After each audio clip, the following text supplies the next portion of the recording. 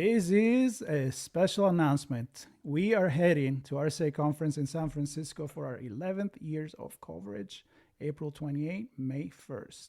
And as always, we're bringing you keynotes, conversations with organizers, speakers, industry leaders, plus the latest insights from the world of cybersecurity.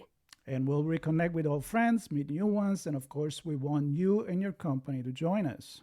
We have a few spots left for full sponsorship and our on-location briefings. You can book yours now at itspmagazine.com/RSAC. We're going. And you're coming with us. All right. Cool. We have another technical session. So Marco ran away. He didn't want to get technical. So here we are. We're at Zero Trust World 2025 in Orlando, hosted by the amazing ThreatLocker. They've pulled together an incredible community of folks here to learn, 3 days of learning and labs and all kinds of sessions, and some good technical stuff too. I just did a chat on Metasploit and Nmap. And, very interesting stuff. Yeah, so good stuff there. And you have two sessions. What are they? I am doing a Windows security review tomorrow, which is kind of just going over some basic concepts of what you can do that are native to Windows to secure your system that branches to workstations, servers. We kind of go into a little bit of registry hardening techniques, and we kind of go over some group policies, useful group policies, kind of stuff you can do in that, and a bit of event logging. A lot of event logging they'll use to ingest these logs into their SIM systems, so they want to make sure they have that information. So. All right, so everybody, I'm here with Adam Fuller. He's Special Projects at ThreatLocker, doing these presentations, and we're going to dig in and get a little deeper insight into what those are and what people can learn. So let's start with the Windows security. So back in my day, we called that hardening. Yeah, still the same concept. Still the same thing? Yeah, a lot of people kind of use... What's different these days? There's not too much. I mean, the word is kind of used interchangeably, but hardening techniques could simply be walking down your registry from editing, auditing. A lot of it is auditing based too, kind of like having that visibility of what's going on, what's changing in your system, especially when you talk about some of the most powerful machines in a Windows infrastructure, which we're talking Active Directory, could be a terminal server, file server, could be a DNS server, so on. So, SQL Server. yeah, you name it. So, all the servers. Yep. And then, of course, the users sitting behind the desktops and the laptops. Yes, sir. The mobile stuff as well. Yep. What types of things are you actually showing the settings for? So protecting the registry and the directory. Yeah, so we kind of like break into some of it is more surface level, I'd say. Some of it kind of breaks into the concepts of it. So I guess an example of that would be useful group policies, kind of getting back to auditing. We go over basic auditing, advanced level auditing, and some of this could be if you're making directory changes, users logging in, logging off, and you can also set like success or failure rates on this. So assume you set a failure rate, and you can kind of see brute force attacks occurring in real time. A lot of these logs will then ingest into a system. We'll say Splunk, for example. Yep. So then, your SOC engineers can kind of review everything that's happening. Okay.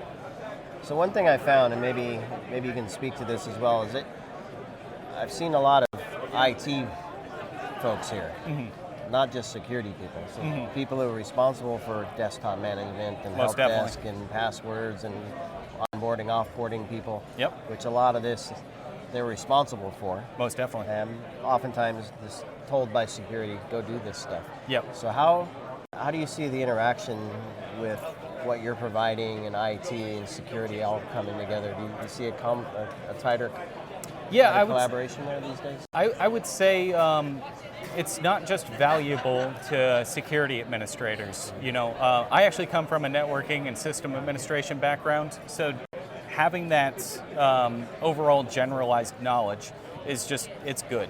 You kind of understand the tools that you can implement in your environments, what those tools do, and then from there it just makes you a better technician overall. So, and then you talk about auditing. So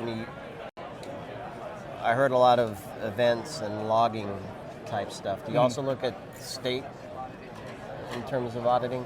Like, what's our current state? Is it a good policy given what we want to achieve? Yeah, I mean, Or you can. is it more event driven?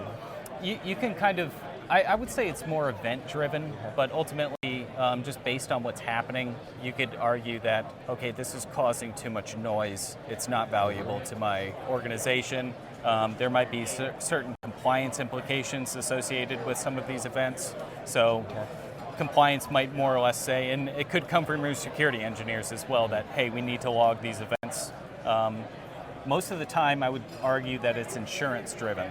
So Cyber insurance. yeah, people do not want to get denied claims, so they make sure that they're checking all those boxes, and sometimes it matters to them, sometimes it doesn't. They just want to check the box, but ultimately, the configuration is what matters, and the security is what matters. So Yeah, it's interesting. I've heard cyber insurance a few times now in the last couple of days. yeah, That's more so than compliance. They're Yeah. both check boxes. The other session you're doing, the tenants, 365 tenants. Yeah. So what's is that more the networking in the cloud? Or Yeah, what's some of it, what's going on there?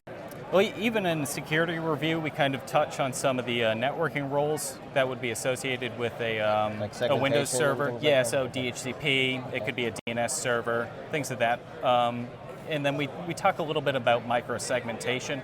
It's Okay. more of something you would configure on your firewalls and switching, but in terms of 365, that's really just tenant security.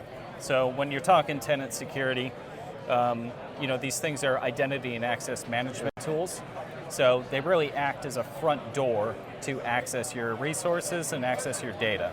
So this could be an application, it could be a service principal built out in Azure, it could be just simply a user login. So you kind of treat it as the front door, and then ultimately what we're doing is going over some configuration where you could lock down access via policy, conditional access in this case. You can also go into some of the productivity app security settings that you can implement to help improve security of your environment. Right. So, two-part question. How are there any assumptions for people coming in to say we think we have things right, or are they using the defaults and they're looking for guidance? Some of these guys might be okay with security defaults. So what security defaults is in Microsoft 365, it's just a baseline set of policies. This goes over blocking legacy authentication, enforcing multi-factor authentication on your admins and your user accounts, and also enforcing or requiring a certain amount of MFA prompts when accessing your Azure management portal. So most people in a smaller organization might set security defaults and say, hey, we're okay. Ultimately, I don't think it's enough. Right. It will help. I think you touch on that in your Yeah. So it'll help with like basic level of protection, but you can add far more restrictions with conditional access. So, And then, do you start to touch on, because healthcare, small healthcare is different than a regional banks, different than a small manufacturer, or even a large enterprise in many of those sectors. How much do you get involved in guiding or providing advice on fine-tuning policies and controls and things like that? So with 365, we kind of go over some of the more heavy-hitting policies that you can implement. Something like this would be token protection policies. That's actually in preview right now, so it only applies to Windows machines. But most people are running a Windows shop. They might have some Macs and stuff, but it's not a bad thing to implement. We also talk about phishing-resistant MFA. That's something that's kind of trending quite a bit in the industry. So What's going on there? basically, traditional MFA can be phished. And it can be phished by someone calling you up. Trying to get the code, right? Yeah, let's just assume that they already have your credentials. They call you up, kind of introduce a sense of panic or a sense of urgency into your users and say, hey, we need the code that we just sent you. You give them the code, now your MFA is just phished. So phishing-resistant MFA kind of adds a proximity element to that, and it could be a certificate, it could be a FIDO2 key, think like UB keys or like a hardware key you plug in. It could also be Windows Hello for Business.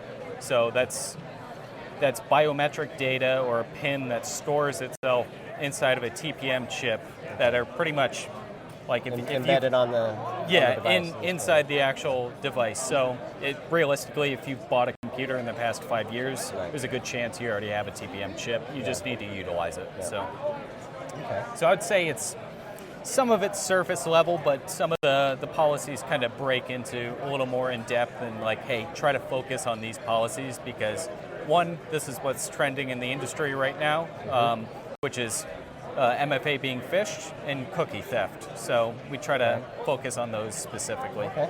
So Now, we'll wrap up here, but no problem. a lot of what you present sounds like end user or end organization, but I presume a lot of your MSPs Yeah. like jump at the bit for this kind of stuff Most too, right? most definitely. And I think MSP, I actually come from an MSP, so I kind of have a certain level of background in that area. But yeah, I mean, aside from user training, your administrators will do their best to configure it, but user training is, these are the guys getting their cookies stolen. These are the guys getting their MFA phished. So you kind of want to, one, train them, and two, implement policies to kind of stop that from happening in the first place. So, Perfect. Well, it's all, I love talking about risk management, and yeah, we're talking very focused risk management. Most definitely. At the end point. Adam, it's a pleasure chatting with you. yeah, thanks, sir. Good luck with the sessions Appreciate and you. all that's going on this week. I know people are digging it and soaking it all up, Oh yeah, and a lot of information. got So, to raise that bar. So thanks everybody for listening and Yeah. watching. Thanks Adam for joining yeah, me. thanks for having me. And we'll see you all in the next one.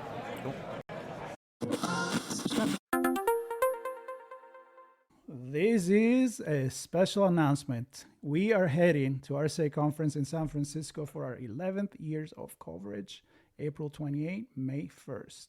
And as always, we're bringing you keynotes, conversations with organizers, speakers, industry leaders, plus the latest insights from the world of cybersecurity. And we'll reconnect with old friends, meet new ones, and of course, we want you and your company to join us. We have a few spots left for full sponsorship and our on-location briefings. You can book yours now at itspmagazine.com/RSAC. We're going. And you're coming with us.